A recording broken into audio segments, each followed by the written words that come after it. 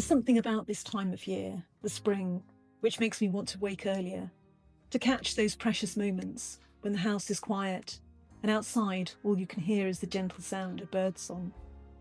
When you can light the fire, the lamps, the candles, and appreciate that sense of calm.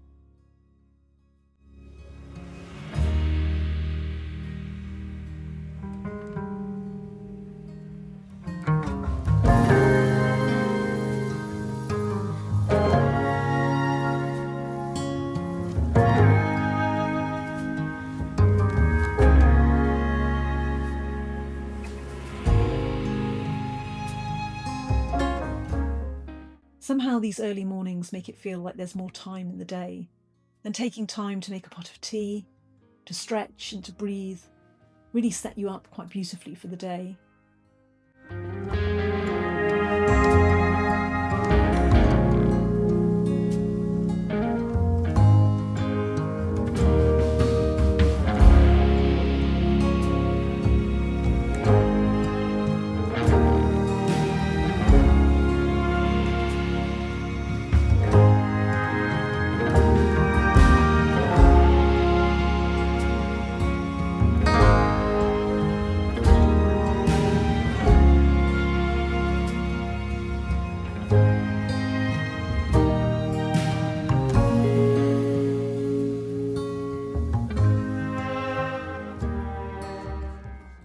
I'll take rhubarb for a walk, take time to notice the lilac flowering over the stone wall and those beautiful wide open skies.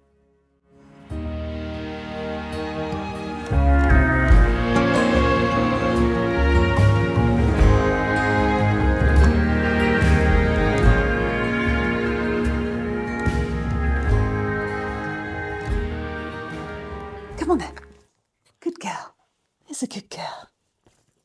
I spoke to you a few episodes ago about the gallery wall that we've had planned for this space. It's an idea that has been evolving over the course of a number of years. One of the things that I have learnt as an interiors journalist is the impact of a hallway.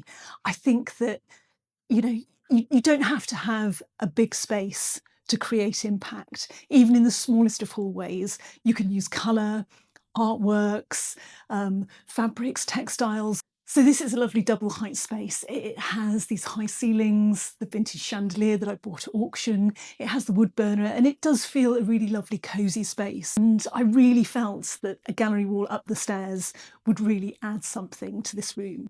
So we've been collecting these pictures for quite a number of years.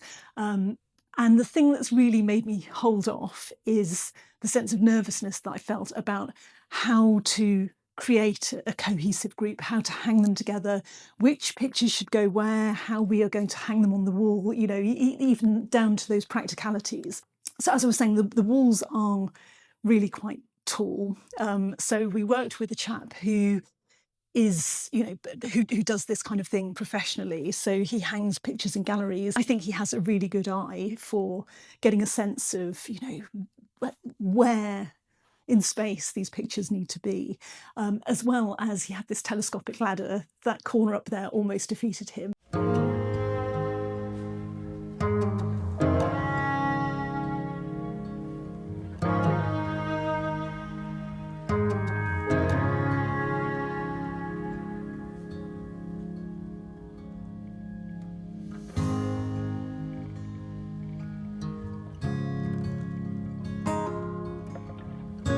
So none of these pictures are particularly expensive. We bought them at auction, at online galleries, and some of them were unframed and we had those framed locally. And that was a really interesting part of the process, I think. The way that frames can really transform the look of a picture, I think. I didn't want matching frames. I wanted to lean into the vintage style of lots of the paintings. And so we went and picked out a number of different frames that we thought worked well with the pictures that were already framed and, that felt cohesive in some way. So yeah, I was saying none of the pictures are particularly expensive. There is one picture, which I will show you in a moment, which I bought from Vinted for £40, would you believe? I really don't think it looks like a £40 painting, certainly not now once it's framed. If you saw my Devon Beach house tour last week, you might remember the picture in the bedroom, the woman in blue overlooking the sea, and how I said that by sheer coincidence, this was by the same artist as we've been collecting for the gallery wall, an artist called Georges Jubin, a French artist. And the pictures that we have here, we've got 3 pictures, they're of women reading. And if you've been following my channel for a while, you will know that that's a subject really close to my heart. I find it very, very difficult to turn down a picture of women reading. I think that there is something about these pictures, the sense of purpose, the intensity of the gaze, the way that these women are really kind of, their attention is locked upon what they're reading, that I find quite intoxicating. There's this woman in blue here who is, I think she's actually writing rather than reading, but that's all good by me. And there's a similar composition in all of these pictures. So, the woman is the focal point. There is always a window or a painting.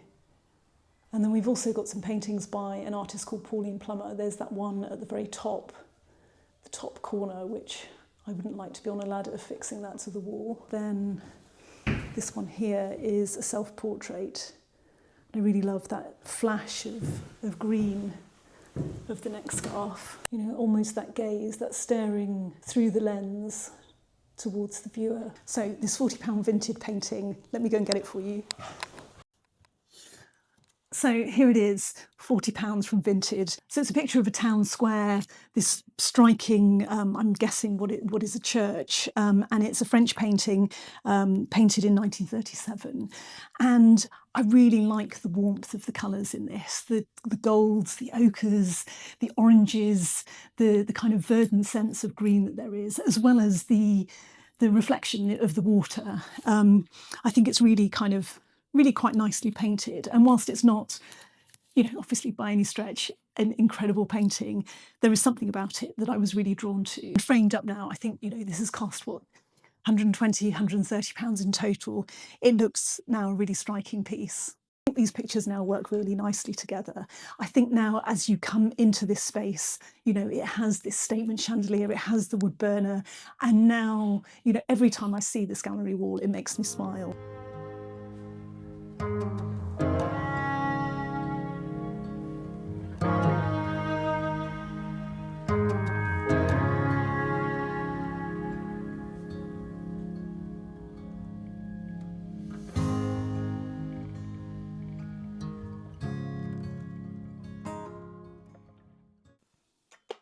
Over Easter, I was reading a book called The Persians. I think I mentioned that I bought it in a bookshop in Tetbury. It was shortlisted for the Women's Prize for Fiction. And it's a story about a family who moved from Iran to the United States. And whilst I felt it was quite a powerful novel about assimilating and what you lose through that process of assimilation, it's a story about secrets, family secrets being uncovered. It was probably a little bit too contemporary for me, for my tastes. I tend to like, literary historical fiction. So I quite enjoyed that, but I'm really, really enjoying rereading Margaret Atwood's The Handmaid's Tale. This is this month's choice on my online book club that I host on Instagram. I'll put a link in the description down below. If you like books and reading, do come along and join us. If you don't know this novel, or you haven't seen the Netflix series, it's about a dystopian near future world where women are stripped of their identities. They are reduced essentially to wombs on legs. They are, reduced to their capacity to procreate. So I'm rereading this book. I read it first of all in my teens when I was studying A-level English, and I vividly remember feeling 2 things. So first of all, it was probably the first time that I'd read a novel, and I thought, wow, the way that books can transport you to another world. And then secondly, feeling that because it raises, raises questions about women's identity and, I guess what has conventionally been seen as a feminist cause, it felt like it was speaking to a bygone age. It felt like, lots of the issues that it was raising, lots of the questions it was asking about women's identity, that those questions in the 1990s weren't as pertinent. And I'm coming back to this now in 2026 and thinking how pertinent this novel still is, how much struggle there is really still to go. And it feels as though she is mapping together fragments of memory in order to make sense of what's gone on, about how this new world has come to pass. So it's a very traditional and gendered world. So the commander is the head of the household, then there is his wife, and then there are the handmaids who are, farmed out to households to procreate. And I really felt that there are, obviously, this is a dystopian world. There is a kind of feeling of strangeness, of otherness about it. But there were flashes, I think. There are flashes of current society. The impossible standards of beauty that women are subjected to, the way in which, women's voices are still marginalised, they're still thrown into question, the way that even in some circles there are whisperings of things like one vote per household, which essentially is an attempt to efface women's power and political authority, and is quite a troubling read to read in 2026. The fight is still going on. I've recently bought The Testaments, which is up here.